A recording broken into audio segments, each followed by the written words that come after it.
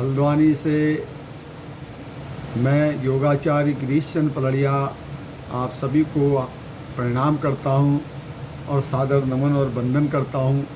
जो भी मैं आपको जानकारी दूं वह प्रमाणिक हो। और वर्तमान में वैसे भी योग को मात्र एक आसन तक ही सीमित कर दिया गया है कि आसन कर लिए तो योग संपूर्ण है, जबकि योग का बहुत विशद क्षेत्र है, योग बहुत ही कुछ है।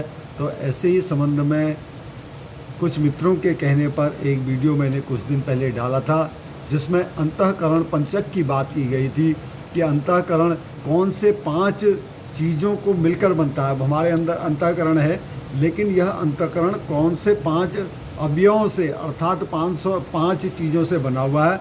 तो वो 5 चीज़ें हैं मन, बुद्धि, चित्त, अहंकार और चैतन्यता।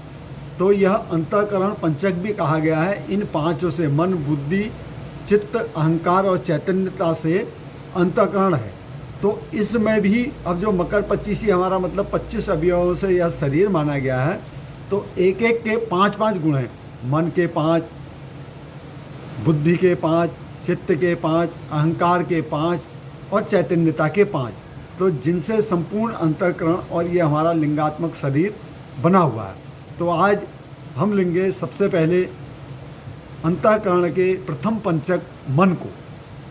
तो मन के जो 5 लक्षण हैं या गुण हैं या धर्म हैं, तो वह है संकल्प, विकल्प, मूर्छा, जड़ता और मनन। तो मन के 5 गुण हैं संकल्प, विकल्प, मूर्छा, जड़ता और मनन।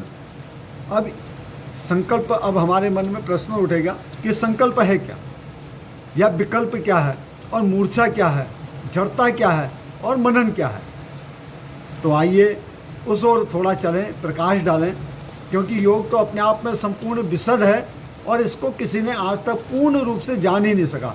यदि कोई कहे मैं सर्वज्ञ हूँ, मैं सब कुछ जानता हूँ, तो यह एक बहुत बड़ा छलावा है, यह सत्यता नहीं है। सत्यता यह है कि आप योग के मार्ग पर स्वयं चलें और सने सने आप अपना अनुभव प्राप्त करें, तो धीरे धीरे आपको स्वयं में ही अपने अंदर ही स्वप्रकाशित स्व ज्योतिर्मय एक पिंड के दर्शन होंगे और वो जो तन लागे वो तन जाने होता है। तो आइए मन के 5 गुण अथवा धर्म की ओर चलें। तो पहला गुण, पहला धर्म जो है मन का, वह है संकल्प। संकल्प का मतलब है कि मैं ऐसा कर लूँगा, मैं ऐसा पालूँगा, मैंने ऐसा कर लिया, मैं ऐसा करूँगा।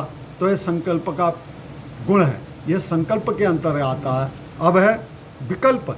विकल्प है संशयात्मक बुद्धि, संशयात्मक विचार कि मैं ऐसा करूँगा, होगा, नहीं होगा, या ऐसा था या ऐसा नहीं था। तो यह है विकल्प, संशयात्मक। जहाँ पर बुद्धि हमारी संशयात्मक हो जाए तो यह विकल्प है। पहला संकल्प, फिर विकल्प, फिर मूर्छा। मूर्छा मीन्स मुग्धता, इस संसार पर मुग्ध होना, विमोहित होना, विमूढ़ होना, यह मूर्छा है। जड़ता, विवेक का अभाव, विवेक का न होना, किसके साथ मेरे क्या संबंध है।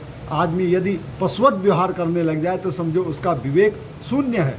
तो इसी प्रकार है 5वां जड़, ये जड़ता आया। और 5वां है मनन, तर्कशीलता। यदि किसी के अंदर तर्कशीलता है तो उसका अंतःकरण पूर्ण कार्य कर रहा है। तो अब आप समझ गए होंगे कि 5 मन के गुण अथवा धर्म क्या है। प्रथम संकल्प, विकल्प, मूर्छा, जड़ता और मनन, यह 5 जो है मन के गुण हैं। इसी प्रकार से अब आगे बात करेंगे। तो जो अगला एक मेरा कोई छोटा संक्षेप और रहेगा, मन, बुद्धि, चित्त, अहंकार और चैतन्यता। तो उसका आज हमने यह प्रथम लिया मन के 5 गुण। तो मन के 5 गुण आज फिर आप स्वयं में समझें और स्वयं इस पर उतरें कि क्या क्या है। अब जैसे मन, अंतःकरण पंचक में मन, बुद्धि, अहंकार, चित्त और चैतन्यता, यह तो अंतःकरण के 5 चेतन है, 5 लक्षण है। अंतःकरण के 5 गुण हैं। अब इस गुण में भी मन प्रथम है, तो मन के भी 5 गुण हैं। संकल्प, विकल्प, मूर्छा, जड़ता और मनन। तो आप समझ गए होंगे कि मन के क्या 5 गुण हैं, और इसी प्रकार अब आगे और भी कभी चर्चाएं होते रहेंगी। तो बंधुओं,